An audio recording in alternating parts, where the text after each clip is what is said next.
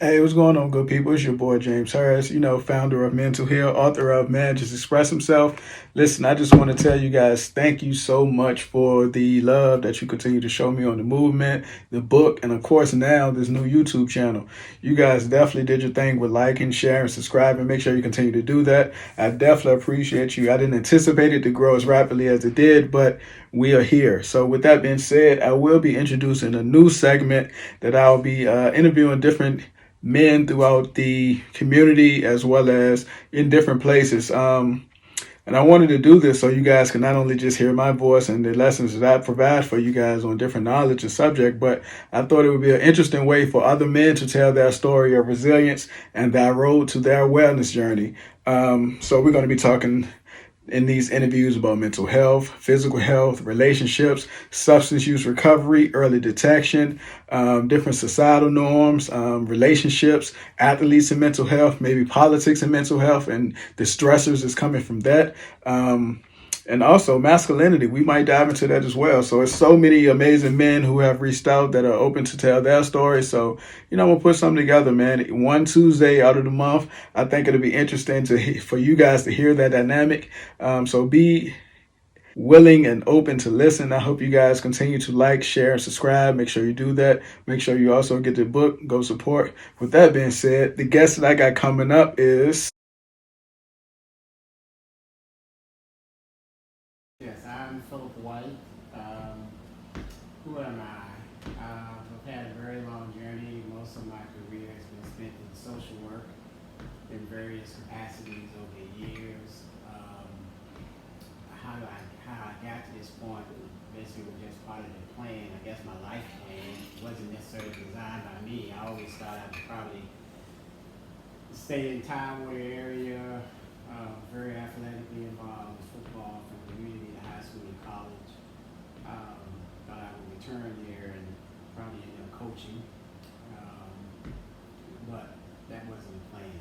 And then my social work career kind of led me into doing fatherhood work, and that in a sense has been a lot of coaching, just coaching men about life, and that has opened up a lot of different doors, relationships that I've had with a number of people in regard to the work that we're doing around relationships and trying to help parents to cease the issues that result in fragmentations in families and children, separated from their parents. So that's kind of been my focus, my passion with the work that I've been doing, the research.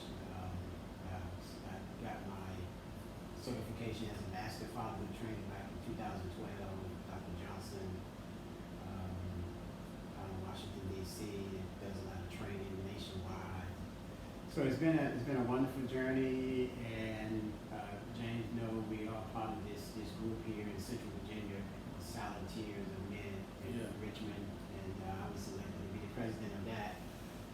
It's a great collaboration of partners, all with passion about the work that we're doing to help families. So that's kind of a joy. Like I say, it's more of a pleasure to do the work. It's not work. It's just part of the mission, part of the journey, part of just sharing your gift to help people.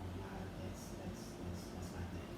Yeah, man. So in this interview, we're gonna cover a few things. We're gonna cover the father wound, which is talked about by a lot of people, but a lot of people tend to not have access to the information. Right. So I just want to make sure I'm doing my due diligence and bringing them access to the information. And you are a guru with tons of experience in social services and foster care, juvenile justice, and stuff like that. So I think it's important for them to not only hear it from somebody who's been around, 30 plus years and actually got the certification, but it can be insightful for parents, teachers, my fellow clinicians. I've seen a different talk about fatherhood in different groups that I'm in about the father wound and stuff like that, but people was trying to get the information. So, I just want to be proactive and a helpful vessel to bring this information. So we're going to get into it, man. I'm going to be asking you different questions, get insight from you, just so we can be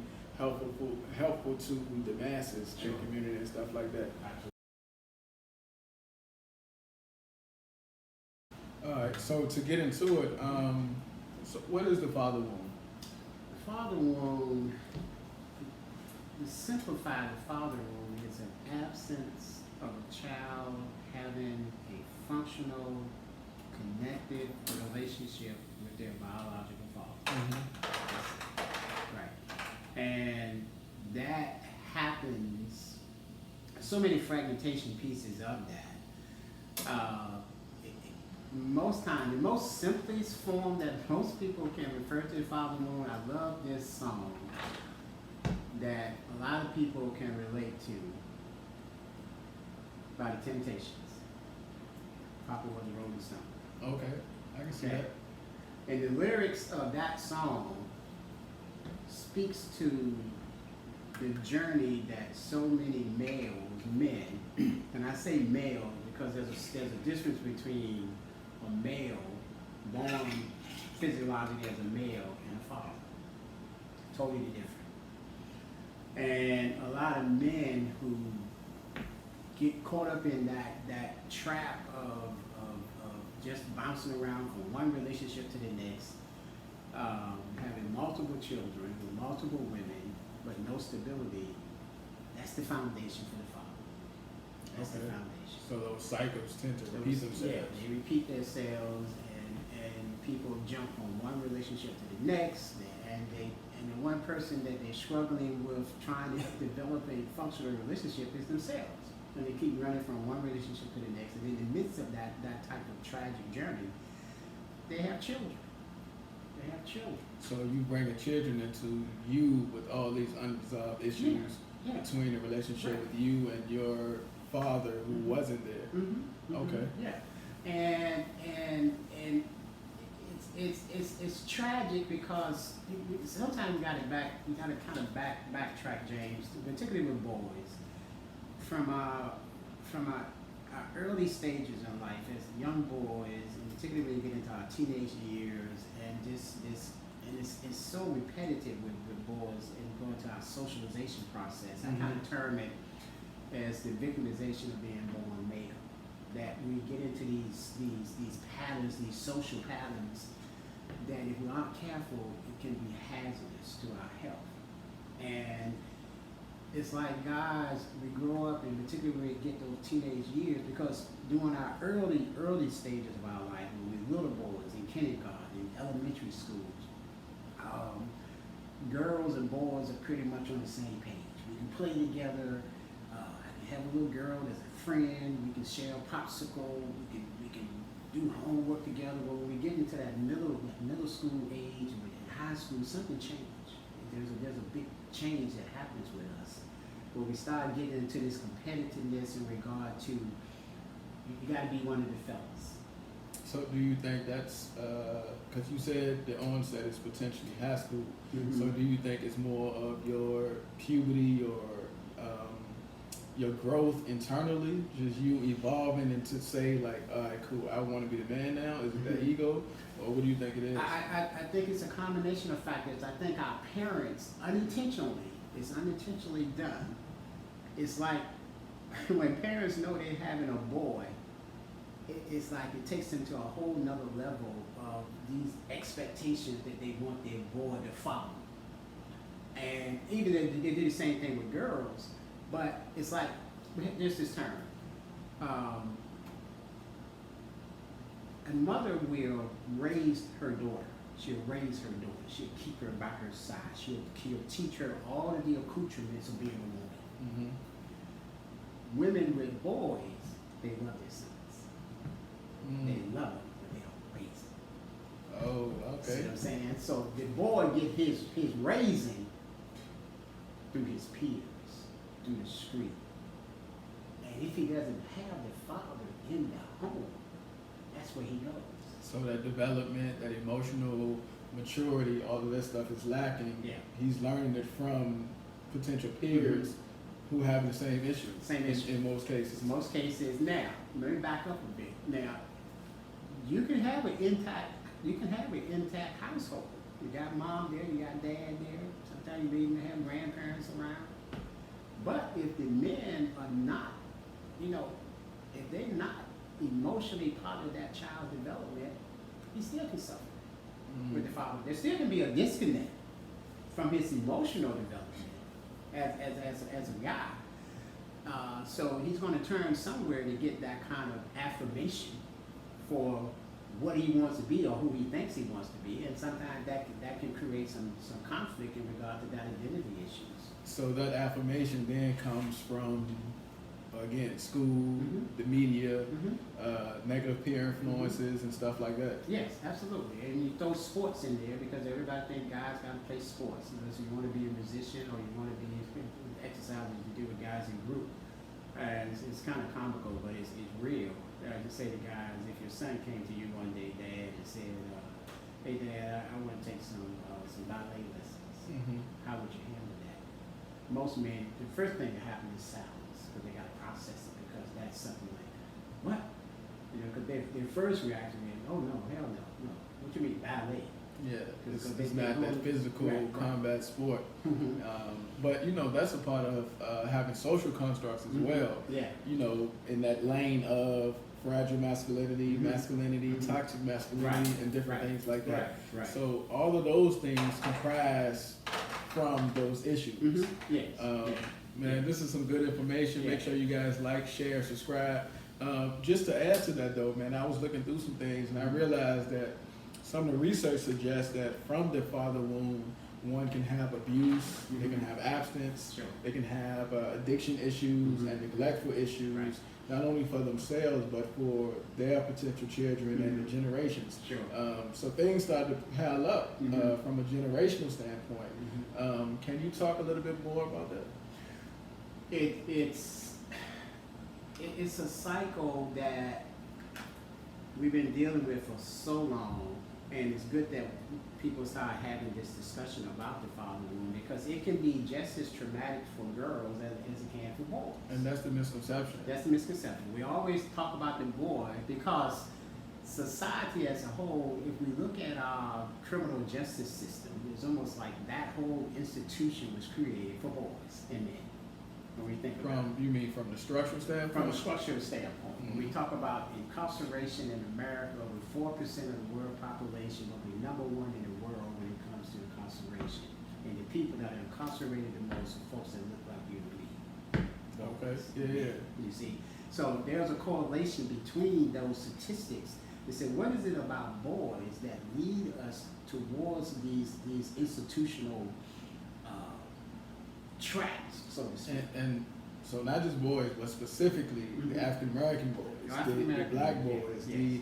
the boys that are often in urban areas and Mhm. stuff like that. Mhm. The linkage of separation of father, because Mhm. potentially the father is incarcerated or the father is removed Yeah. for whatever reason. So whether it's systematic or Mhm. just a coincidence, Mhm. but it tends to happen that our demographic is affected the most. Yes, absolutely. Mhm. And that's, and people, we talk about, we're in a stage in America now where there's so much introspective that people are looking at in regard to this country and its history, and just its need for a open examination of how we have come to be as a country. And when you think about law enforcement as an institution, during slavery, that's how law enforcement came to be. As bounty Yeah, hunters. it was bounty They were hunters. bounty Yeah, hunters. yeah. They go out and try to find guys that was running away. A man who said, I want to be free, so he's going to run. Mhm. If you catch me, I know you may try to cut off my foot or something, but I'm still, the natural instinct is for a person to be free. So they knew that, and so they created these bounty hunters that turned into what we call now law enforcement.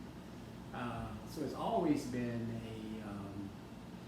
a tender connection in between law enforcement and people in regard to how those two should try to have some coexistence, but it's always tension. It's always been tension. So for a male who has limited interaction with authority figures within the home, Mhm. do you think that he has more susceptibility to have conflict with authority figures outside the home, such as, because I've seen it a lot working in different schools, working in the juvenile system, and now in private practice and community-based services. I hear a lot of moms and I hear a lot of grandparents who are or fathers for that matter, we bring our children, Right. our sons to counseling. They're saying that, you know, he's disrespectful to the teacher, or he just have a total disregard for authority. And so, do you think that has a sense of entitlement or correlation between it?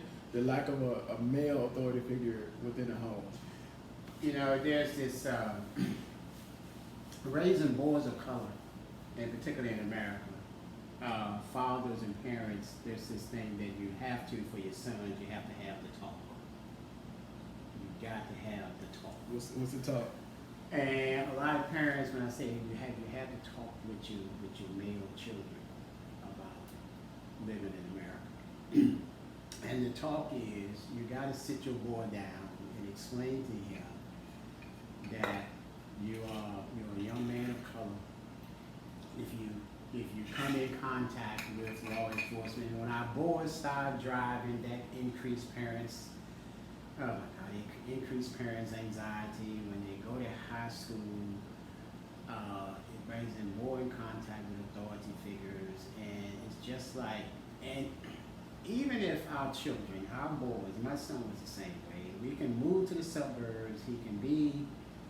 My son plays soccer, so he was with a lot of young men, white kids. And they were all friends. But his mother and I, when he was going out with his buddies, we would get a little upset, or not upset, but a little nervous, because he would be sometimes with his white friends, and they're going out doing what stuff little boys do. And we will always caution him about, be careful, because what Ricky may do, or what Calvin may do, or Trevor, be careful, because you may not keep doing it. And he used to always, he understood what we were saying, but he didn't like hearing it. Yeah. You see what I'm saying? So from a Father Moon standpoint, Yeah. though, you were in the home. You Yeah. were that Right. authority figure. You were that positive male Right. example. Right. Um, Do you think it affected him in a way that it could have affected somebody on the opposite end who still hung out with those peers but had an absent father? Yeah, now that's a good point. You're right. Those that don't have that active father that's in his ear, that's there on a daily basis, then they have to make it up on their own as they go. And most of the time, the people that they are following and listen to are folks that don't have that much more maturity than they do. Yeah. See what I'm saying? So it's kind of like it's a trap. And so I've had my share of grown men, James, in group, when we got to talking about the father, we would say this, and they said it with such passion and such seriousness. You know, F my father, man. I don't know him. My mom is my dad. And they meant that. You know, they meant. And it was so tragic and sad about that. The next question that I would ask is your father still alive? Yeah, he's alive. Is he local? Yeah, he's local. I know where he lives. Well, so why can't you go and talk to him? I don't want anything to do with him. So you think it's potentially resentment build up or just anger? It's a combination of both. He's functioning on I call just partial information about his dad. Who told you anything about you? What do you know about your dad? And the question that has to be asked with anybody that's doing this work, talking to people about the father wound, is the question that I'd like to ask the guys is, do you know if he had his dad in his life? So another cycle. Another cycle. And the only person you can get that from, man, is your dad. What's preventing you from just calling your dad up? You got kids, right? That's why you're in this group here with me. Yeah, I got kids. So your kids, here we go. Your kids don't even know their grandfather or all the other family members that's connected to him because of your inability. Because one thing, and I say to the guys, one thing that you can do, that you need to do for yourself as well as your father, is to start the healing process. You got to break the cycle. Yeah. You got to break the cycle, Dad. To go to your father. And he may be somewhat hesitant initially because he's just as much. And I love this part. I say to guys, you don't know how many times your dad has watched you from a distance. You think that happens? It happens. You have no idea how many times your dad knows he's got a son. He knows some things about you. Your mom probably still talked to his sister all the time, but they were close a long time ago. You see, so he's getting information on you. He's just afraid to approach you because he doesn't want to be rejected by you. So the father probably want that relationship, Yeah. but don't know how to go about it. It's fear. They got that fear and the rejection, Right. and the limited information Right. from his potential sister Yeah. or somebody else. Mm-hmm. But you think deep down he want that connection, He that wants that relationship. connection. It's just fear because when those men say, "F my father," "My mom is my father," they know that the possibility exists that if dad came and knocked on son's door, he might get slammed in his face. Okay. See, so then he'd just walk away. So a couple statistics from this guy by the name of Dr. Danny Passini. Mhm. I think he said people are 5 times more likely to commit suicide Mhm. with the father wound, Mm-hmm. 32 times more likely to run away, Mm-hmm. 20 times more likely to have a behavior issue or behavior disorder Yeah.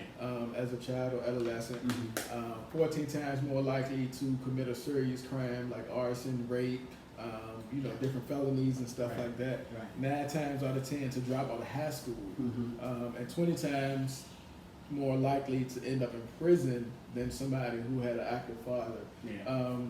How do those statistics tell? Yeah, that's it's true. And the work that's happening now around the importance of fathers, and probably maybe 30, 40 years ago, the National Fatherhood Initiative was created. I think it was some senators that was doing some research in regard to the family structure in America. And as we rolled into the late 60s, early 70s, there was a cultural shift from us moving from that intact family. There was a big cultural shift. And we started back in the 30s and the 40s in the Industrial Revolution, and the man was moving from the farm into the factories and all of that. That took the man more to the work world. And then with conflicts, international conflicts, a lot of men were lost in the wars. And that's how aid-dependent children came about, where the government had to provide supplemental income for the family. Which was more likely Yeah. the mom and The mom, the kids. children, yeah, because dad got killed in the war.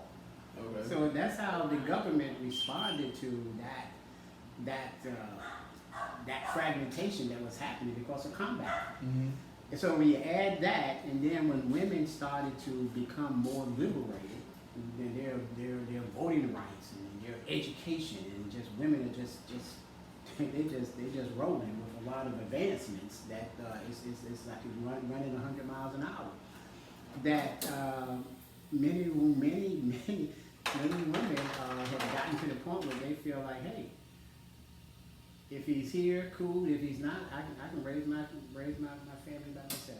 And some choose to do that. Yeah. So I mean, that was the tenacity of strong women. The interruptions of, like you said, the government stepping in due to that guy potentially shipped off to war or any other form of being absent, which is phenomenal on that women's standpoint to step up. Yeah. But now, fast forward from the 60s and 80s and stuff like that to the 2020s and beyond, do you think it's detrimental that it's more single parent households, primarily women in the households, absent fathers and stuff like that? Do you think that's more of a detriment to the families? Although the women are phenomenal, they can do it themselves, but it's still a certain level of necessity and maturity and emotional support that can come from having a 2-parent successful household. Absolutely, and I think that's what's made the whole service community start moving towards this thing we call co-parenting. Because hold on, when you say service community, who are you talking about? I'm talking about those that are involved with working with families, be it social services, be it the courts, be it those in private counseling, anyone that's working with parents around relational issues. Yeah. Because people can have relational issues that kind of take all the energy about the dysfunction in the relationship that they don't realize when this is the best way to say this. I try to encourage parents to the best of my ability to avoid the one institution we have that people like a herd to go to. That's our courts. Our court system, the domestic juvenile relational courts, is a place that's supposed to, or they do the best they can as far as helping people resolve their personal relational issues. Mm-hmm. And the key word there is personal relational issues. And the people that need to have the fortitude to address their personal issues are the parents themselves. Because when people go to the courts, basically, you're going to a total stranger that don't know anything about you other than what you share. Mm-hmm. But they're going to make decisions about your babies that's going to last for a long, long, long time. And most courts now, most judges that I've had the experience of working with, they don't want that burden. They don't want to make decisions about your children, parents. You come in here and both of y'all are fighting over, you talking about you love your children, but you can't even sit down and have a conversation about the best interests of the children. So you're going to run to the court and tell the court, like running to Moses, fix this for us. Mm-hmm. And the judges are sending you to mediation. They're sending you to social services. They're sending you to the fatherhood group, to the motherhood group. They basically saying to you, it's your issue. Get in a circle of people that can help you figure it out. Don't come to me because I only have some set guidelines that's set by the state or the government that I can give you. And so we try to encourage people, don't do that. And relational issues that result in people having children, I wish we could somehow have, you just can't go out and drive a car. You gotta have a permit. You gotta take a test. You gotta do a lot of things before you are allowed to drive, or you need to have certain skills. You should have certain skills in operating weapons and all kinds of skills you have to have, all kinds of occupations and different sports and things. But to be a parent, a mother and a guy, or a woman and a man could just have sex, and next thing you know, she's pregnant, and it's like, oh, I guess we're gonna be parents, but no preparation. Mm-hmm. And don't ever seek any type of instructional things as to how this should be. And if the relationship falls apart, then that's another one of those cultural effects of the following. Because if mom is hurt, if dad chooses, men would say to me all the time, no, I'm done with her. How old are your children? Well, my son is 4 and the baby is 6 months. And you done with who? You talking about the mom? You talking about somebody else? No, I'm talking about the mom. Done with her. You're not done with her. Yeah. She's gonna be part of your life as long as these children live. And you guys, when we talk about this thing about co-parenting, realizing that we probably would never, as a service community, stop people from having dysfunctional relationships because they bring so much baggage into relationships. And during the course of their relationship, when they have children, because one of the things that's happening, people are having children. Marriage as an institution in America is declining, but folks are still having kids. Mm-hmm. We're having kids now. We have kids, and like some men, they're having multiple kids. And that in itself, and I say this to men all the time, if you're having multiple kids with multiple women, Dr. Ronald Carey out of University of Pennsylvania School of Social Work there, he authored a book about the non-residential father. I went to a workshop with him, and he talked about you get a man that's into that cycle of multiple kids with multiple women. That's a perfect recipe, in his estimation, of chronic depression. You can't manage all of that. It's a lot. It's definitely a lot. And so you mentioned depression, but also from the father womb, low self-esteem, lack of confidence, anger, the rage. And of course the boundaries issue, the lack of emotional fortitude, that lack of emotional growth is there also. So you add that with different women that has your child now, you going from this person to that person, that's a lot. And not only is it a lot for the man himself, but of course the offspring of that, the children, they have to deal with those things. So when you do these fatherhood groups, what are some of the, I guess, tools and techniques that you're teaching them in? I like to break it down in sections. Sometimes we do 12, 15, sometimes 17, 18 weeks, and I like to take certain sections. I like to use the first 4 to 5 session where we just go deep into our manhood. How do we define this thing called manhood? When do you know at what age do you reach being a man? Can you put an age on it? What is it? What makes you a man? And that's a difficult subject for men. And as to what makes you a man. Well, my favorite thing is kind of comical when guys say, I'm a grown man. Ooh, that's different than being a man. You got a man and then you got a grown man. Okay, let's talk about that. What's the difference between the two? You see? And helping men to try to get this sense of, let me use myself. And I think anybody doing this type of work, you got to be comfortable with using your own stories, the use of self, and we call it that. And I share the man that as far as my own journey, I didn't get comfortable with this sense of my identity as a male, because I was doing all the traditional things that boys do, playing sports, hanging with the fellas, chasing the girls. That's what we did, just doing that. And was fortunate enough to go to school, still hanging with the fellas. That was my circle. The girls were, as Tony Porter and Ted Burns, two brothers out of New York, that this thing they call breaking out of the man box.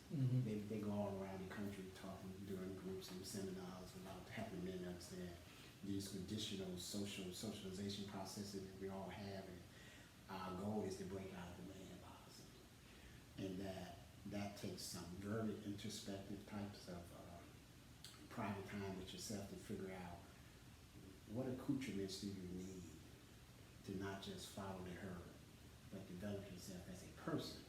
Don't worry about your manhood. Let's work on your personhood.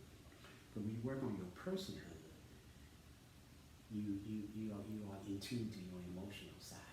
And people don't understand that we always running into relationships with women, and relationships is all about emotions. But if we don't... The shared emotion. Yeah, the shared emotion, but if we as guys are not in tune to our emotional health, then when we run into a conflict or disagreement with our partner, for a lot of men, that turns into domestic violence easily. Because you don't know how to react.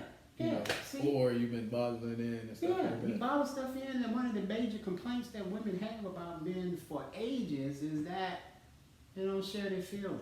He doesn't talk to me. I don't know what he's thinking. If I ask him how he's doing, I'm all right. What is I'm all right? Yeah, man. So, which was a fortunate thing is, I guess why my book is so popular. I've been fortunate enough to break those barriers. A lot of wives send me messages and emails and just compliments on it. Like, hey man, I bought your book, gave it to my husband. We talked over dinner. It's the most we talked in 25 years. So, I've been fortunate that they're able to do that with those, because it's different tools in there. And outside of making it a date night exercise, there's no conflict. Because, typically if she would have just went to him and say, hey, how come you doing this? Or why you not talking to me, whatever, it can be a conflict. And it can seem like a chore for him to want to answer those questions. But if they're doing it together as a date night exercise, he's open, it's a cohesive thing to where they're both trying to enhance the betterment of the relationship. So for me, I found that to be an awesome tool and a testimony that I'm getting from the wives. But man, the fatherhood wound is something that has to be broken. That cycle, we have to figure out a way and it's awesome work that's being done in many different places. Again, trying to mend those families now. So we just got to continue with it, man. I know that the work is being continued here with the Silent Tears thing. Right. You want to talk about what that movement has going on coming up? Yeah. The Silent Tears RBA is a fascinating collaboration between some very what's the best way? A very dedicated, focused group of people that brought their collective skills together to have a network that we can provide a multitude of services to men here in Central Virginia.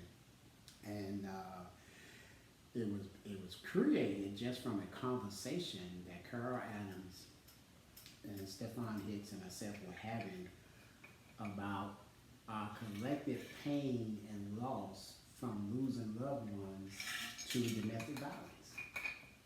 Because each of us have had people we know that have, that we lost due to domestic violence. And we're just having a conversation about how that always stays with you. It never goes away. It's always part of you. It's always part of you. That grief and that unresolved trauma from that. That stays with you. And for men, with our limited communication skills and comfortability with our emotional state, and then when you add that trauma piece to it, it's like we crying, it's just people can't see it. So that's the silent tears. That's how the silent tears. And for a lot of people don't know, Carl Adams has been on that domestic violence fight for many years. The Carl Adams Foundation is also phenomenal in the community with helping women and other victims of domestic violence. That's right. And Coach Hicks, My Brother's Keepers, has been around for years as well, right. and he has the Fatherhood Initiative. And pre-pandemic, he had the Manny Awards and stuff like that to shed light and give praise to those fathers. And I had an opportunity to do a couple groups for Coach Hicks and his Fatherhood Initiative. And the men were willing to be vulnerable. They were willing to be open. They were willing to tell that story. And to me, one of the most important things that I found, they were willing to break those cycles. They're fathers now, so they want to ensure that regardless of the relationship with their partner, the ex-partner, they want to make sure that they have a relationship with the child. Which is the most important thing. So Coach Hick is doing awesome work. Also, Vincent is in there. Vincent his personal story is like a book and a stage play. Finding Chris, My Father, which is a phenomenal piece of literature.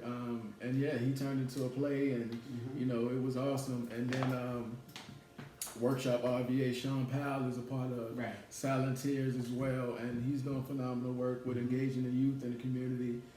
And just being that model for the young people who potentially don't have fathers. So as a collective, and we also got Tammy she's in there, and her organization is also for domestic survivors. So empowering women, not only that, but empowering families. So as a collective, the group is phenomenal and doing amazing work, and you just put it all together. It's resources for many different people, which is phenomenal. Phil, definitely appreciate you, man, for sharing that insight, giving that knowledge on the father wound. Anything you want to close with, man? I just say this is a wonderful, I'm so proud of what you're doing. It's just like this platform that you have now, which probably not even within your vision a year ago. But when you're doing good work,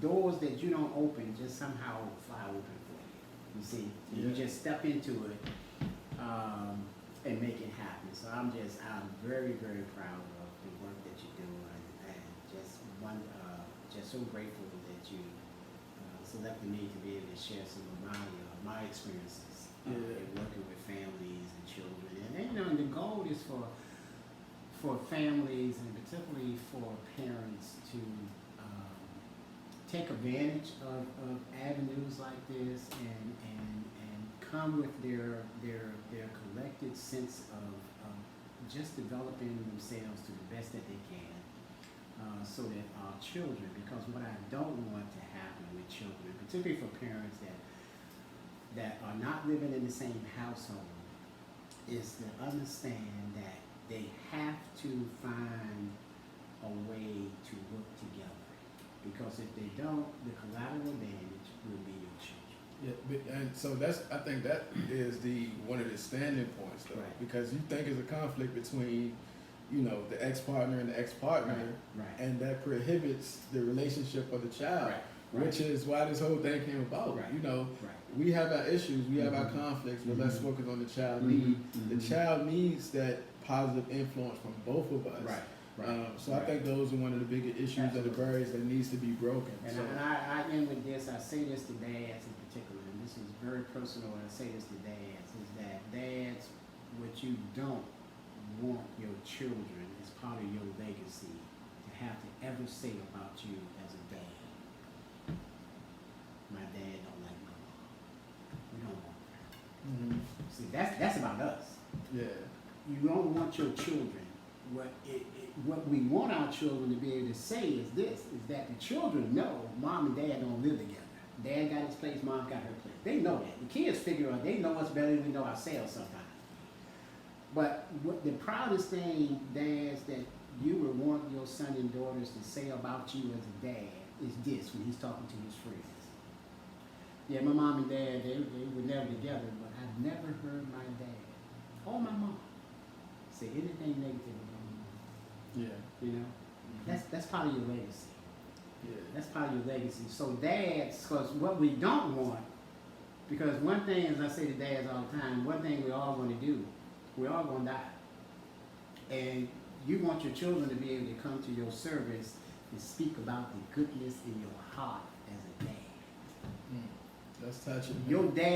Your children should never have to have a debate, a conversation in their own soul about, do I go or do I not go to my daddy's funeral? Because of stuff that was never resolved. That's our legacy as a parent, as a dad, should be about that affirmation as you as a dad that you can get from your children. That happens, man, and it's so much guilt and anger. And I've personally heard Mhm. people say, "I don't know if I'm going to the funeral," Mhm. or Yeah. those Yeah. things. Like, I'm not Yeah. going to visit him Right. in the Right. old folks' home or Yeah. whatever case is. So Absolutely. yeah, that's a tough one, That's a man. tough one. I definitely That's hope a those tough one. cycles are broken. Right. Hopefully, you guys gain some insight. You guys learned something. Again, like, share, subscribe. I'm gonna have all Phil's contact information. I'm gonna have Salatiers information at the end of this. So definitely appreciate you, Phil. Thank you, man. I enjoyed it. Yeah, man.